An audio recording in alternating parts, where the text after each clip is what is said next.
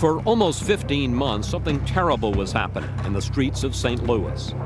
Someone was taking women and forcing them into a murderous gang. She doesn't know it yet, but this woman is now part of a madman's home movie. I didn't tell you to turn around. See right there. A psychopath who takes women prisoner, then drags them down into his basement torture chamber. Sit your ass down like I said. Almost all of it is too horrifying to watch. Come here. It's bad enough just to listen to the sounds of terror. Take the tape off again and see what happens. It's a scene straight out of Silence of the Lambs. Because you ain't going home long. I'm going to keep you about a week. And when he finally tires of tormenting them, he kills his prey for sport. This is first kill, number one. First kill is 19 years old. The first kill, but he had plans for many more. A serial killer in the making, who was certain he could outsmart police. Illinois State Trooper Jimmy Walker found the first body. It was a deceased black female, partially clad, laying on her back. By May of 2001, there were 4 more victims across 2 states, a new one every 6 to 8 weeks. Police came to believe these were the terrible acts of a single madman. We were sure that we had a serial killer. And when you'd get a call, hey, there's another body around here, Jimmy, what would you think? You'd realize that, yeah, more than likely it was the same person. He'd done it again. Yes, sir. And the killer kept killing. By the end of August, 8 women were dead, and each fit the same vicious pattern. All prostitutes, all had their legs and arms bound, all tortured, then strangled or suffocated, and all finally dumped near the side of a road. When you put a puzzle together, it's the pieces that you don't know that keep you from being able to solve it. St. Louis Police Chief Joe Moqua was caught up in this deadly game of cat and mouse, and there were no solid leads. So homicide investigators from Illinois, Missouri, and the FBI formed a joint task force to try to catch the killer before he struck again.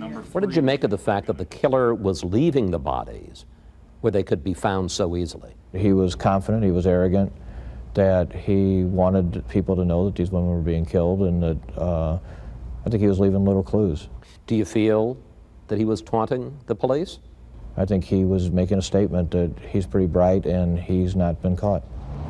As police started to put the murders together, they discovered that several women had ties to this strip of Broadway, just north of St. Louis. It's an area where crack houses are easy to find, and women turn to prostitution to pay for their drugs. These gals give prostitution a bad name, really.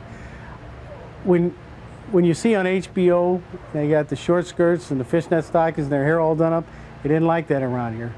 Bill Morrow owns a bicycle shop right on Broadway, which gives him a front row seat to this sordid world. They'll have the same clothes on for 3 days, their hair will be dirty. It's just about getting a hold of cocaine. That's apparently what drove Brenda Beasley, a 33-year-old mother of 3, who walked these streets at night, waiting for men to pull up in their cars. Easy prey for a killer? Really easy prey, yes. In October of 2001, Brenda Beasley's body showed up here in East St. Louis. She was victim number 9. By now, more than 10 investigators were charting connections among the murders, and they had several theories. The most common profile for a serial killer is a young white male loner. Because many victims were left near major highways, some thought the killer might be a truck driver whom people didn't notice. But they also pursued something new, an urban predator who works in inner city like a killing field. The police gave the name Streetwalker Strangler to this person. The Streetwalker Strangler. Bill Bryan has been the top police reporter in St. Louis for 25 years. You can often find him behind the locked doors of the homicide squad. It was Bryan who broke the story that a serial killer was on the loose. What kind of person did police believe they were looking for? They had no clue. They had no idea. They just thought it was a person who liked to pick up prostitutes, but that's all they knew. He was getting away with it. We're going to have to compare them again. In late 2001, the task force went almost 4 months without finding any new bodies. Authorities wondered what happened to the killer. Then, early last year, 3 more victims showed up. only skeletons. Police still had nothing to go on and reached out to the crime lab for help. That's a start, at least finding out who your victim is. Sergeant Joe Sieferman of the Illinois State Police uses artwork to turn bones and skulls back into human faces.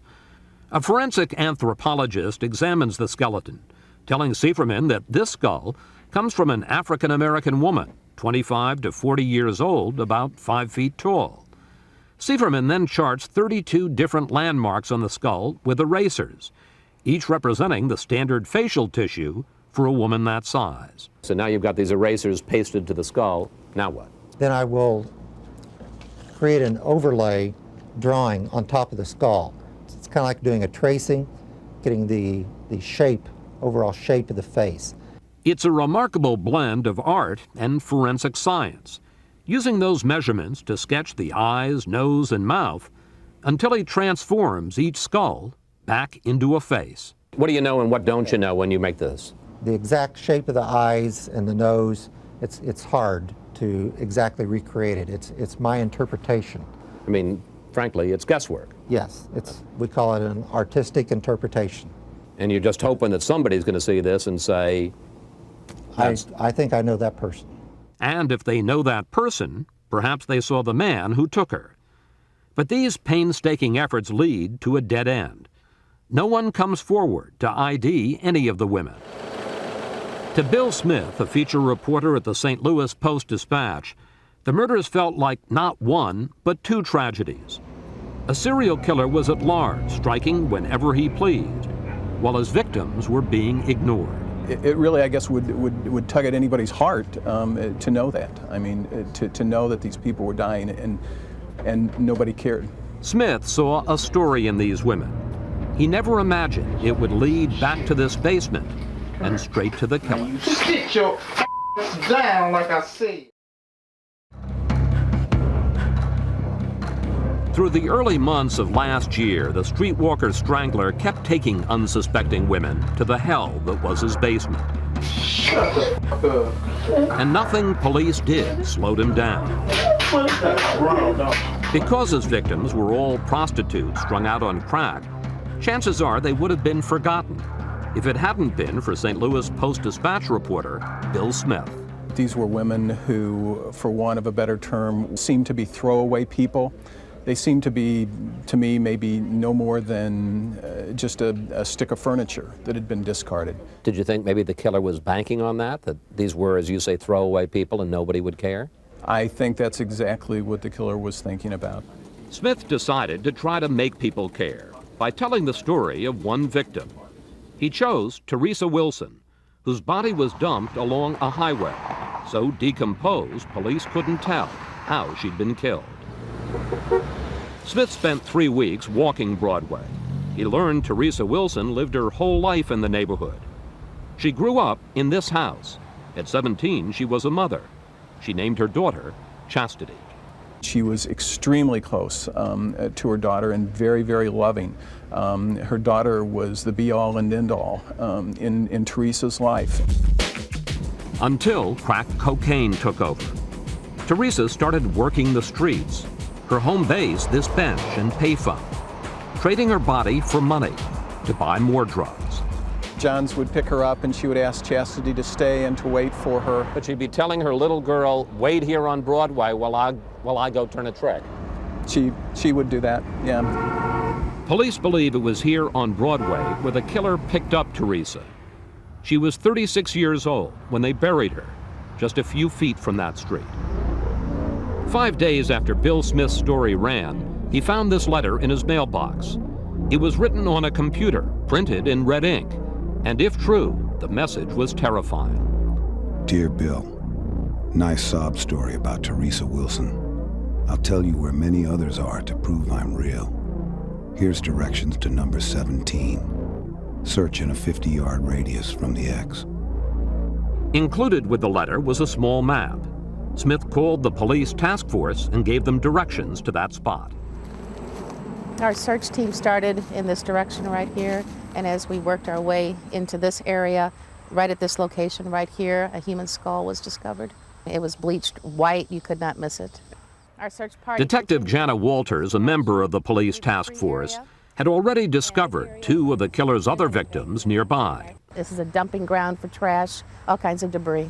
I mean, in that sense, is it almost a form of disgust or contempt, or? Yes, it's. I believe he's proven a point. This is trash. This is an area where trash is dumped. There's no regard for this person. I remember just almost freezing and thinking, this has got to be the killer. We knew then we had our biggest lead and break in this entire case. The killer may have taken his taunting to a new level, but he still wouldn't make it easy to catch him. There were no fingerprints on the letter, and he didn't lick the stamp, so no DNA sample.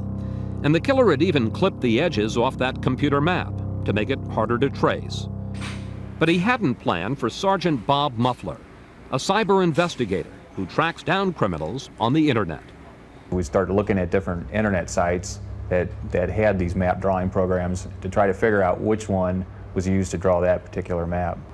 There it is. Sergeant Muffler went to one popular site called MapQuest. Watch as he zooms in on West Alton, Missouri, the area detailed on the killer's map.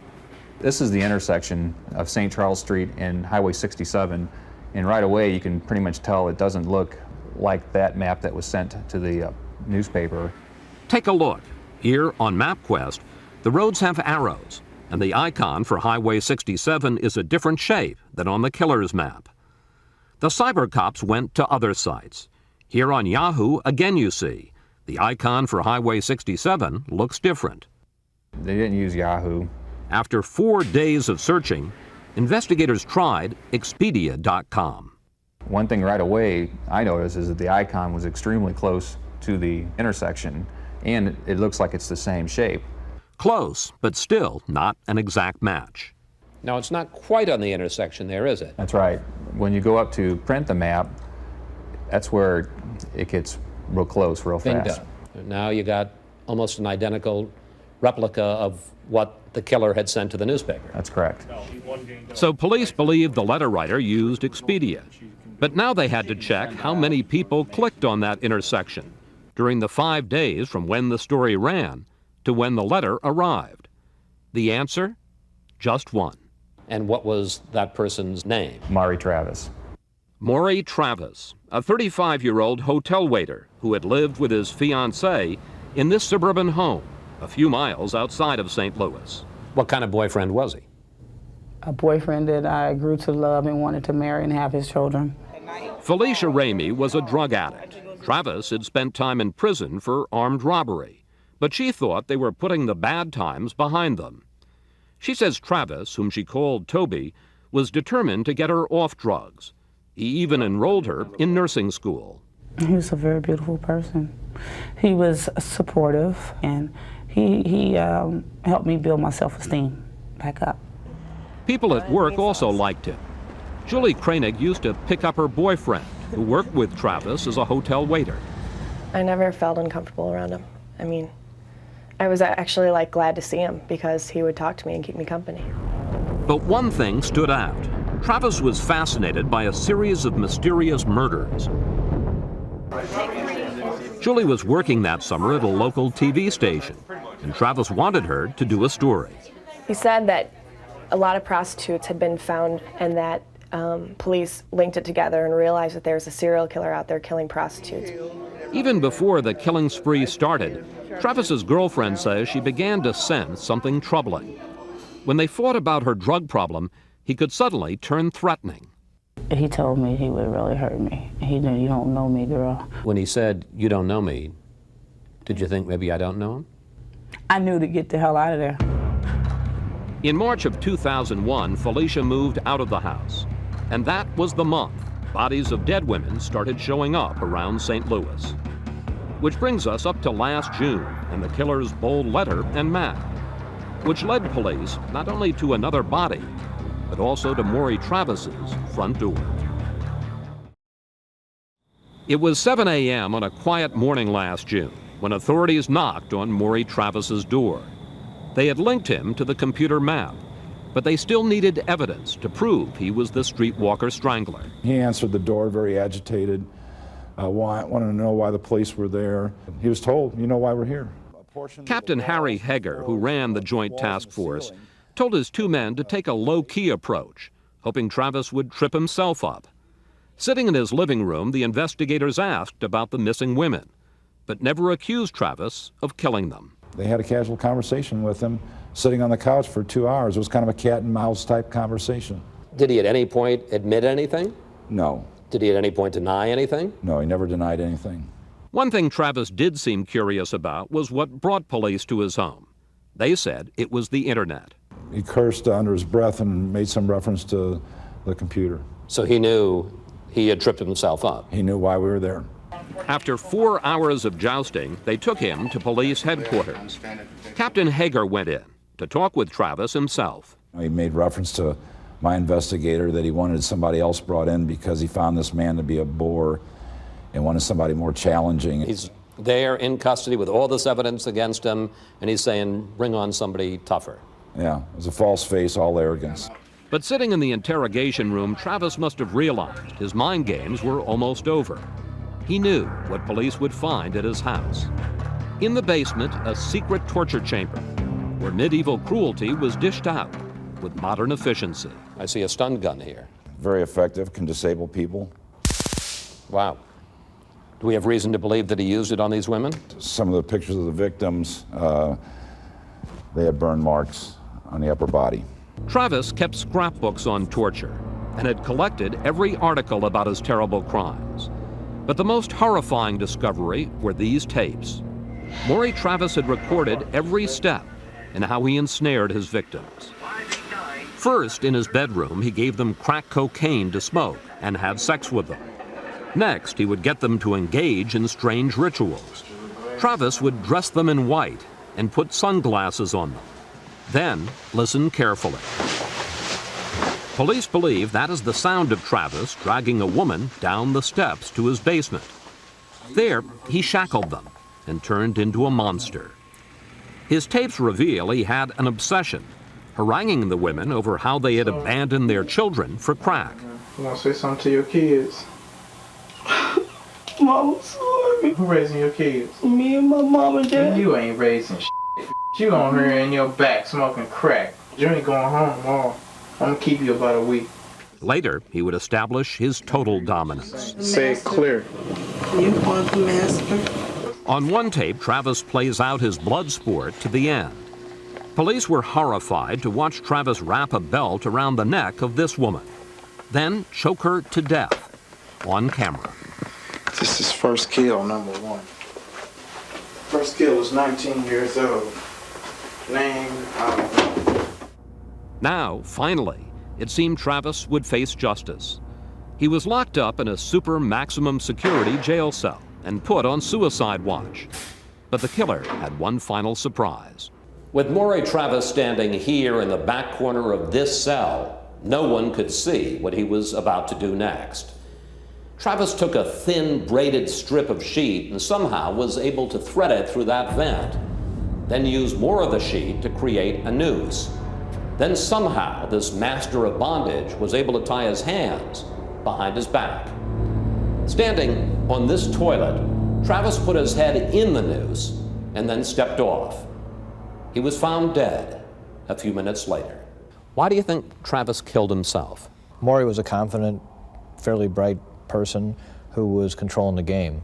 And it was probably humiliating, one, to catch yourself, and two, the game was over. And he was no longer in control. Control was obviously the most important thing with the women, with the media, and with the police. Trying to maintain his control, even in death, Travis left a suicide note for his mother. My death seems to be the best solution, because I won't spend the rest of my life locked up. Or worse, let them kill me with a needle. Why did he commit these terrible crimes? This is all Travis had to say. I've been sick for a long time. Sick in the head, since I was about 14. I don't know why. I was just sick. Everyone connected to the Maury Travis case takes something different from it. Reporter Bill Smith says it was Travis's lust for attention that finally brought him down. Why do you think he wrote you that letter? I think there was a moment probably in him that, or a piece of him that wanted people to know that he had this kind of power. But for St. Louis Police Chief Joe Moqua, it's all about the many questions. Travis left, still unanswered. He claims he killed 17 women. We're missing 5 of them. Who are these other women and where are they? There's some families out here that have a lost loved one, and they'll always be uncertain of what happened to them.